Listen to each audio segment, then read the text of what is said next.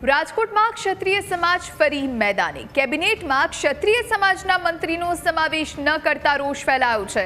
ક્ષત્રિય સંકલન સમિતિની પત્રકાર પરિષદ અચાનક રદ કરવામાં આવી। છેલ્લી ઘડીએ પત્રકાર પરિષદ રદ થતા અનેક તર્ક વિતર્ક સર્જાયા છે।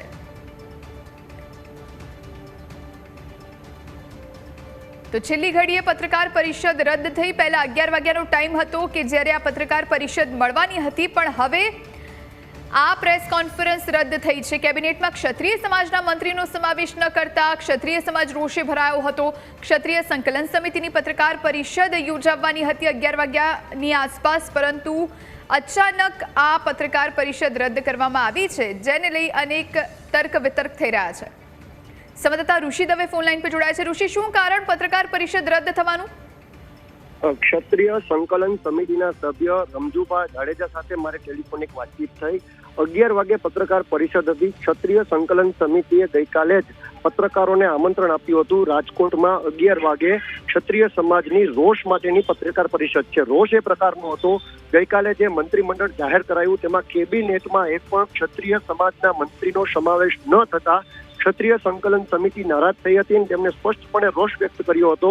માટે એ રોષનો ઉભરો સરકાર સમક્ષ ઠાલવવા માટે થઈને 11 વાગે પ્રેસ કોન્ફરન્સનું આયોજન હતું, પરંતુ અનેક તર્ક વિતર્ક અત્યારે સર્જાણા છે। હોઈ શકે કે ક્ષત્રિય સંકલન સમિતિ ઉપર એક પ્રેશર આવ્યું હોય, જેના કારણે આ પત્રકાર પરિષદ રદ થઈ છે। તેઓની માંગ હતી કે કેબિનેટમાં ક્ષત્રિય સમાજના મંત્રીને સમાવેશ કરવામાં આવે અને તેમને સ્થાન આપવામાં આવે, પરંતુ છેલ્લી ઘડીએ પત્રકાર પરિષદ હાલ તો રદ થઈ છે।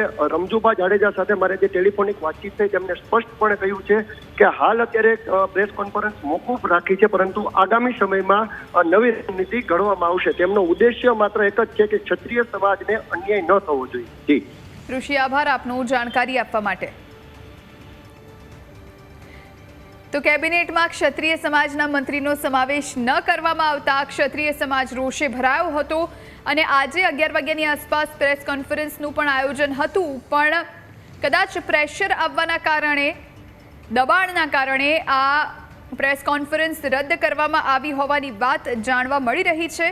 ક્ષત્રિય સમાજના મંત્રીનો કેબિનેટમાં સમાવેશ ન કરવામાં આવતા ક્ષત્રિય સમાજમાં નારાજગી જોવા મળી હતી અને હવે છેલ્લી ઘડીએ પત્રકાર પરિષદ રદ થઈ છે, જેના કારણે અનેક તર્ક વિતર્ક સર્જાયા છે।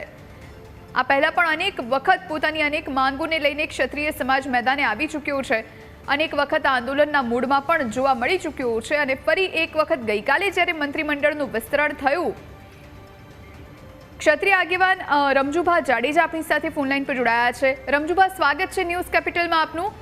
કેબિનેટમાં ક્ષત્રિય સમાજનો સમાવેશ ન કરવામાં આવ્યો, ક્ષત્રિય સમાજના મંત્રીનો સમાવેશ ન કરવામાં આવ્યો, એના કારણે ક્ષત્રિય સમાજમાં એક નારાજગી હતી અને એ નારાજગીને લઈને આજે પ્રેસ કોન્ફરન્સ પણ હતી 11 વાગ્યાની આસપાસ। હવે અચાનક આ પ્રેસ કોન્ફરન્સ કેમ રદ કરવામાં આવી, રમજુભા? ના, એટલે અમારા છે ને મહત્વના 2-3 હોદ્દેદારો બહાર છે, એટલે બધા સાથે ચર્ચા કરી અને પછી આગળ વિચારશું। પણ આપને કહું કે ગુજરાતમાં પહેલી વખત સ્વતંત્ર ગૃહમંત્રી આવ્યા, એ સારી વાત છે। ક્ષત્રિય સમાજના 2 આગેવાનો જે સ્વચ્છ પ્રતિભાવાળા છે અને સારી ઇમેજ ધરાવે છે, એમને રાજ્ય કક્ષામાં સ્થાન આપ્યું છે।